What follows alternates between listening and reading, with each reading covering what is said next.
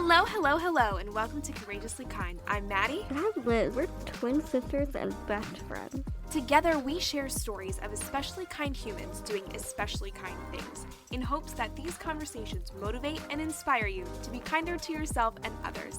When we're not speaking with an incredible guest, we'll speak directly from our hearts about what it means to us to be courageously kind. Podcast. She has a wonderful podcast dedicated to destigmatizing conversations surrounding mental health, specifically in young people. It's absolutely amazing. We talk about her podcast, we talk about some of her other hobbies and interests, and the amazing work that she's doing to destigmatize conversations about mental health. Can't wait for you to hear this conversation. Without further ado, here's Amelhyne. Amelhyne, if you'd like to go ahead and tell us a little bit about who you are and what you do. Hi, my name is Amelhyne Farno. I'll give myself the full title. I'm 18 years old next month, actually. And I am currently in my final year of school before I go to college. So I'm currently in the middle of studying for my pre-exams. So it's very nerve-wracking, but very, very exciting. I have a podcast called Talk About It. And it's amazing. It's I call it my little baby sometimes, because it's really just grown up with me over the past couple of months. It isn't even a year old yet, but it's just been amazing what's come of it. But to tell you a little bit more about me first, I'm also a photographer. I was the behind the scenes photographer for the Junket Tour documentary Waking the Muse, which was an incredible opportunity. They brought me to my very first film premiere, so that was very exciting. And I'm also an aspiring film director. I love anything to do with film and TV. I'm hoping to do lots of film projects coming up in the summer months. That's loads of behind the scenes projects I have going on at the moment, as well as everything else. But I'm also a poet and a journalist for the regional newspaper in my area. And there I just talk about mental health and the topics that I've discussed in my podcast before. And just living as a team with COVID-19, because it's very overwhelming at times. So that's a bit about me. Awesome. I can't believe your podcast is only a few months old. It feels like it's been around forever. I don't know. You're just so established. Yeah. And it's so well done. And incredible. Yeah. Yeah. Oh, thank you. Thank you. Yeah, because Mom was saying it to me the other day as well. Yeah. Yeah. If you want to talk a little bit about what a typical episode looks like, you do this really cool thing where you feature young musicians, which we thought was so cool. Awesome. So if you want to talk a little bit about that and where that idea came from, and sort of just what a typical episode looks like for you. Yeah, sure. So my typical episode would start with the intro music that I have, which I'm very, very excited about, because the young musician actually I set up a competition back in July, and it ran all through July, and I got loads of different entries from young musicians here in Ireland just to write an intro and exit music to the podcast. And I got this fabulous entry from Hannah Kinsella, and she now sings the intro and exit music to my podcast. So it sounds very professional. I love saying that because it sounds really, really cool. So that's the first thing you hear. That's the first thing you hear when you come into the podcast. And then it's usually just me, and I'm just welcoming all in to the episode and introducing the first guest. We get right into it. And the aim of the podcast really is to destigmatize mental health. That's the main aim of the podcast. That's what we usually talk about. So in the past, I've discussed topics such as OCD, racism, anxiety, depression, self-harm as well. Loads of those heavy topics and conversations that people, I think, struggle to have sometimes. But we try, I try when I do the episode to make it more story-like. So the person who comes on would share their story of their mental health journey. And it just comes across, I think you're still learning something, but it's in a softer tone, because I think when we think of mental health, it has to be so serious. Where in this podcast, I try to make it as relaxed of an environment as possible, and as easy to listen to as possible, because sometimes the topics can get very, very heavy. But I also talk about the LGBTQ plus community, which is very, very popular. People seem to love that. And I have young musicians on and young filmmakers as well. But the idea to have the music in the episode actually came from the original idea I had, because I didn't want to start a podcast. I wanted to start a radio show in the local radio station we have here in town. and the logistics just wasn't working out. The timing was all wrong. I couldn't do it at this certain time. Yeah. Nothing was just working out. So I said, okay, I still want to do this idea. What am I going to do? And the podcast idea kind of grew from there. I was very, very stubborn. I still wanted the radio aspect of the podcast. So I said, okay, let's add young musicians into the mix. And that's where it kind of started from, because I've always been surrounded by music. I've been singing since I was 5 years old. I've been in numerous musicals. I have loads and loads of friends who are musicians, want to become singers. And I've just seen over lockdown, people's creativity just bloom and just thrive. And I really wanted to give people a platform to share that music. So I decided to reach out to a few young musicians that I knew and get their music played on the podcast. So that's where it kind of came from. But as well, I think music plays such a huge part in our mental health. For me, it does anyway, because when you're happy, you know, you listen to the right happy songs to get you pumped up and motivated and just hyped. And then when you're feeling on your low days, you listen to that music that I feel kind of comforts you. That's what I do. And it makes me feel less alone in this world, especially when it comes to your feelings and your emotions. So yeah, that's where the idea just came from, to give people a platform and to really bring home the message of mental health and the power that music has. I love it. So beautiful. Musical theater in high school. We did. We love music, and so we love your incorporation of music. Yeah. Beautiful. It's really awesome. Yeah. Thank you. And it makes so much sense, you know, like you said, it's so beneficial to our mental health. It really brings people together. And I just love that you're featuring like young and local musicians. I think it's really, really amazing. So important too. Yeah. Yeah. Thank you. You are doing incredible things for mental health awareness and advocacy. And one of the things that you've done is you partnered with A Lust for Life. Talk to us a little bit about that partnership, how it started, where it's going, all that fun stuff. Right. So A Lust for Life is an incredible Irish non-profit organisation, and they do huge work in primary schools. So primary schools, for people listening in the US and elsewhere, is like school between the ages of 4 and 12, and then secondary school is school between the age of like 12 and 18.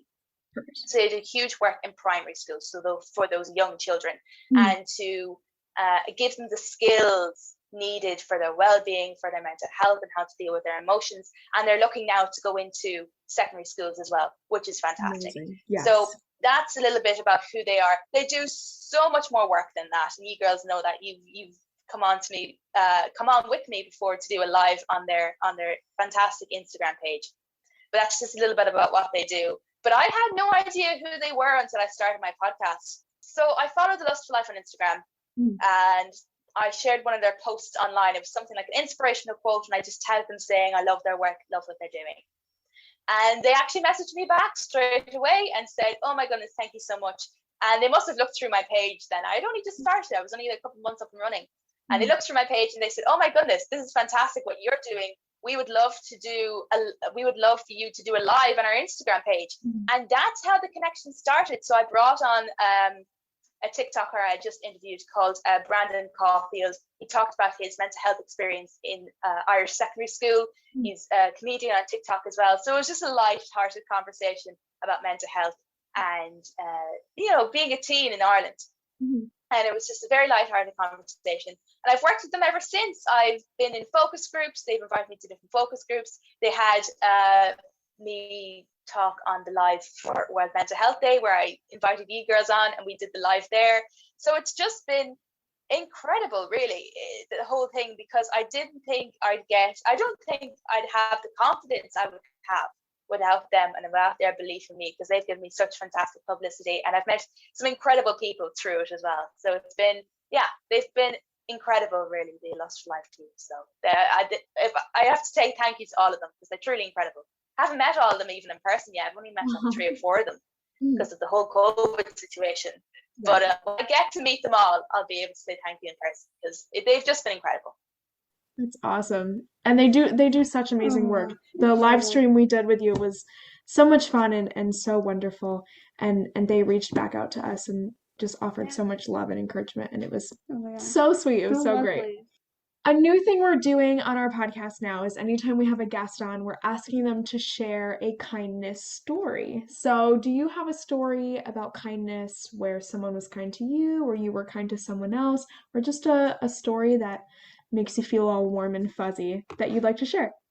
I had to think about this one because there's been so many wonderful things that have happened over the past few months that it actually made me stop and reflect. I was like, okay, let's actually sit down here and go through everything that's happened in the past couple of months. Because like I said, I only started this journey in January.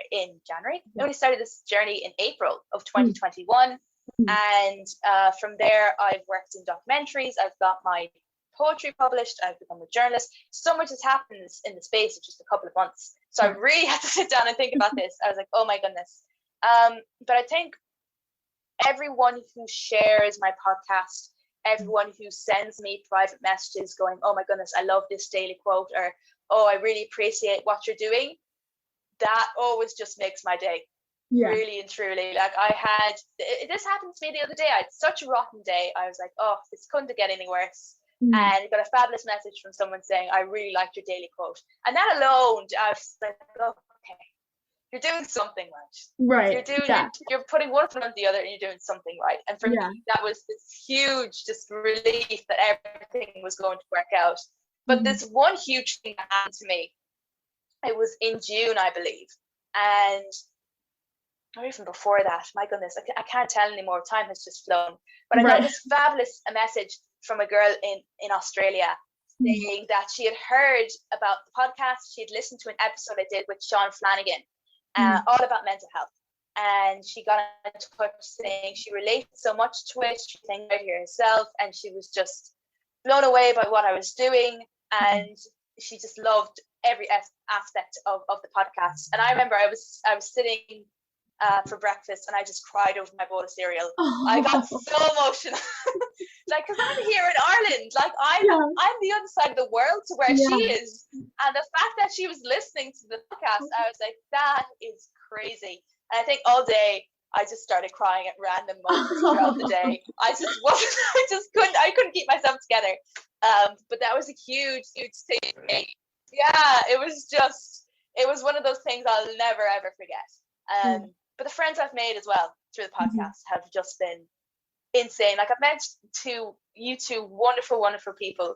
And you're just so kind and fabulous, and you're just amazing. I look up to you so much. And oh my gosh, oh my goodness, all the friends I've made through the film, all the film friends I've made as well.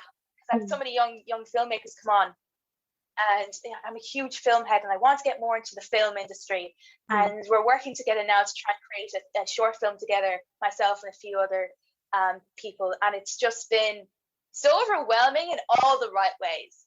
And it's all those kind of little moments that are coming together that you're like, oh my goodness, the future is really coming in fast. Because that seems to be all I'm talking about recently. It's just the future. I'm going to college in a couple of months. I'm moving out in a couple of months. I'm going to have this and this and this. And it's just made me really stop and think of all the kindness I've received in the past couple of months. Has just been so overwhelming and just so amazing. So yeah, just everyone who sent me a positive message in the past few months just is in that story alone, because I can't mention everyone, but those are some moments for me. Wow. Be here all day otherwise. But those are some moments for me. I was like, wow, I was really blown away by it. Oh, I love it. So I love it. Your future is like so bright, and I mean, you're already doing such incredible things. Yeah. And oh my gosh, I'm so excited to see what you do next. Thanks, girls. Thank you. So am I. It's very nerve-wracking, but very, very exciting. So I've got some huge guests lined up now in the next couple of weeks for the podcast. So it's exciting. It's nerve-wracking, but it's very, very exciting. Yeah. That's so exciting. I can't wait to listen, and I can't wait to watch your short film. That's so exciting. Oh my gosh. Film is we're both so Thank you. Yeah. interested in that. It's so cool. Thank you. Awesome stuff. There's a few up and coming now. I'm working on a few, so hopefully. Cool. Can't wait. Before we wrap up, we have to talk about mental health. How do you take care of your mental health? Working so much online, the internet can sometimes not be a fun and kind place. How do you take care of your mental health? with the work that you do? I do a lot of self-care. I'm someone who believes in self-care so much, because I saw this quote recently, and it's kind of been my motto of the year so far, that you can look after others if you don't look after yourself. I think that's, for me, that was very, very powerful, because I just felt like I was running, racing everywhere, and I was only stopping to look after myself when my battery was like at its lowest point. Right. So for me, what I do is every evening I try to just take half an hour out to try and do a facial, to do my nails. I love getting my nails done. I don't have them done at the moment. But my best friend is a nail technician, so she would do my nails for me sometimes. And all those little moments that I feel like I treat myself, I'm like, oh, that's so lovely. Because I feel like just treating yourself, those small little things, those small little luxuries, I just feel like that really just kind of boosts my self-confidence as well as my mental health. I feel good about myself. So for me, that is something that I do as regularly as I can. But as well, for my mental health, I always try to get out for a walk if I can. It's very dark here at the moment in Ireland. We're in the winter months, so it gets dark very, very quickly. So walking every day is always a possibility. Music as well is a huge, huge thing. I have playlists for every emotion under the sun, I think. It's just been a huge, huge thing in my life. So I'd always be out walking with my headphones on. They seem to be glued to my ears. And as well, writing, constantly writing and journaling. I have about 5 different journals for everything. You'll never see me with a pen in my hand or something, because that's where the poetry came from as well. I started writing when I was 13, and I was on and off for years. And then when I just turned 16, 17, I kind of picked it up and just have been writing every day. And it's really just it's been interesting for me to look back, because I found all my old journals recently of when I was like 13, 14. Oh my gosh. And just looking back at all those kind of stories when I was younger, and my emotions then, and how much I've grown, I think it's just so powerful to look back on, because then you can really evaluate where you are.